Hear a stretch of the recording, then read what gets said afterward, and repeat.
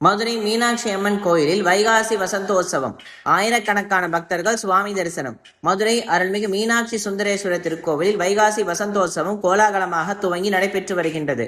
இதனை ஒட்டி புது மண்டபத்தில் எழுந்தருளிய மீனாட்சி சுந்தரேஸ்வரரை ஆயிரக்கணக்கான பக்தர்கள் தரிசனம் செய்தனர். வருடம் முழுவதும் திருவிழா நடைபெறும் உலக புகழ்பெற்ற மதுரை அருள்மிகு மீனாட்சி சுந்தரேஸ்வரர் திருக்கோயிலில் நடைபெறும் சிறப்பு பெற்ற விழாக்களில் ஒன்றான வைகாசி வசந்தோற்சவம் 21ஆம் தேதி துவங்கி 30ஆம் தேதி வரை 10 நாட்கள் நடைபெறுகின்றது. விழாவை ஒட்டி அருள்மிகு மீனாட்சி சுந்தரேஸ்வரர் சகல அலங்காரங்களுடன் பஞ்சமூர்த்திகளுடன் திருக்கோவிலிருந்து பக்தர்கள் புடைசூழ புறப்பாடாகி கோவிலின் எதிரே அமைய பெற்றுள்ள புது மண்டபத்தில் எழுந்தருளினார். அங்கு பத்தி உலாத்தல் மற்றும் தீபாராதனை நடைபெற்று அதனைத் தொடர்ந்து புது மண்டபத்தில் இருந்து புறப்பாடாகி 4 சித்திர வீதிகள் வழியாக சுற்றி கோவிலுக்கு எழுந்தருளினர்.